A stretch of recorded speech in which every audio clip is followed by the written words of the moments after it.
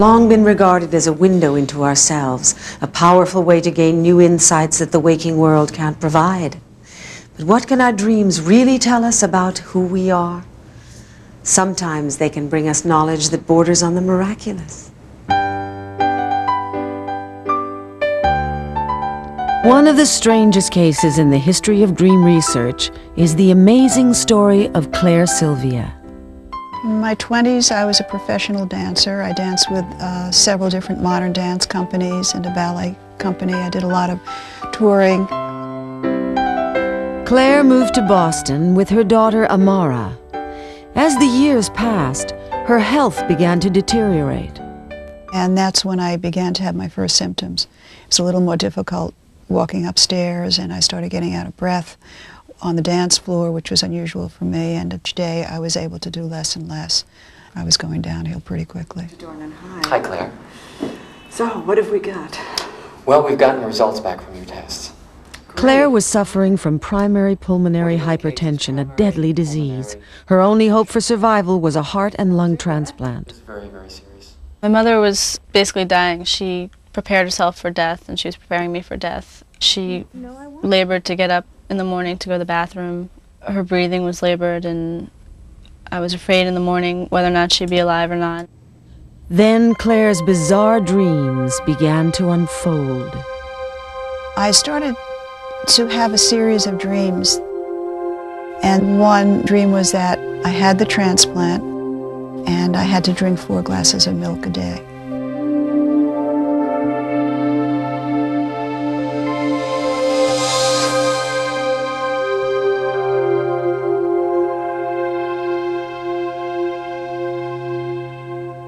At the time I questioned this, I thought, I wonder what this means.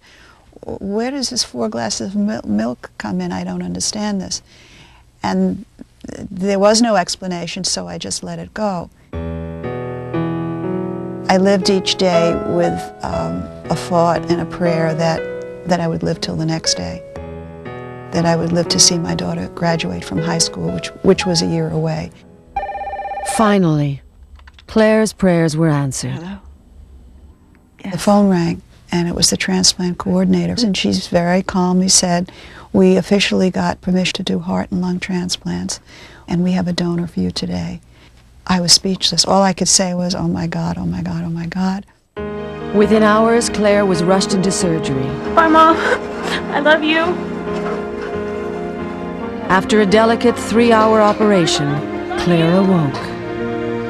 Keep this up, we're going to have you out of here in no time. I mean, you're doing a terrific job. You've been through a lot.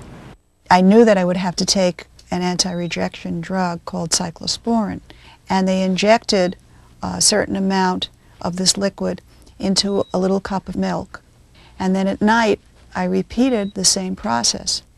And then I realized that there were the 4 cups of milk a day in my dream. Well, at first I didn't accept it. I kept thinking, I must have gotten this information from someplace, and I kept checking around, and nobody had told me. And I thought, this is bizarre. I don't know why, and I still don't. When Claire returned home, another sequence of unexplained occurrences began. Her taste in food changed dramatically. I had the thought one day, why am I cutting up green peppers and putting them into my food? I used to hate them, and I used to pick them out. Several weeks after the transplant, when they told me that I could drive by myself, I got into my car, I started driving around, and I had this yen to find a Kentucky Fried Chicken place to have chicken nuggets, and it's something that I just don't ordinarily do. Just when Claire thought her life couldn't get any stranger, it did, in another mysterious dream. I'm in an open field. It's very light, daytime, and I'm in a playful relationship with a young man whom I see clearly. He's tall, sandy-colored hair, and his name is Tim L. I come back and say goodbye to him, and as we approach each other, we kiss, and as we kiss, I feel that I inhale him into me. And it's like taking this enormous breath.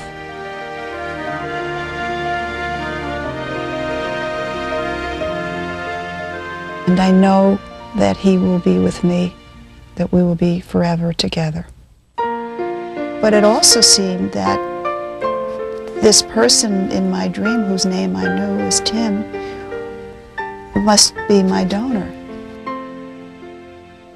I was very curious to find out who my donor was because of all the things that were happening to me and because of the dreams that I was having and the feeling of living with his presence. Claire became convinced that her donor was trying to communicate with her. She contacted the hospital, but they informed her that donor records were confidential. When all hope seemed lost, her friend Fred Stern called to tell Claire about a message he had received in his own dream. I had a clear image of a dream that we had gone to the basement of the public library and had seen in the Portland newspaper, the Portland, Maine newspaper, a story on either the third or fourth page, several days before her operation, a story about the boy who was killed and that she had gotten her heart from. Fred and Claire made arrangements to meet at the local library. Claire? You got some? Have a look at that. I met Fred at the public library, and we looked at the papers of the week preceding my transplant. And sure enough, the day before my transplant, as was in his dream, was the obituary of a young man killed on a motorcycle, 18 years old. And his name was Tim L., as it was in my dream. It felt like my heart stopped for a moment. I was standing up, and I remember just kind of getting weak all over. My knees went a little weak, and it was a shock. It was almost like magic or some sense of knowing. It was just wonderful to be a part of it, this unfolding. As it turned out, Tim Lamarand had died in a motorcycle accident shortly before Claire's life-saving surgery. I was shocked because now it became more real, because now I had all the information. I had the family's name, I had details, and this person really existed. Wanting to know more about her donor, Claire wrote to Tim's family and made arrangements to meet them. Claire? Hi. Oh, I can't believe it's you. Oh my God, I'm so nervous. I was very excited, and the whole family was very excited to meet Claire. It was like meeting my brother all over again for the first time, seeing him again, alive. I am so glad that you wrote. Claire was very warm towards us. She was loving. She was loving like Tim was. There was so much feeling that it was absolutely exhausting. It was then that Claire told Tim's family about her dream. My first reaction to Claire's dream was one of disbelief. I really didn't believe it until she just started describing things about my brother, how he was tall and wiry, and she described him almost to a T. She was getting the information from her dream.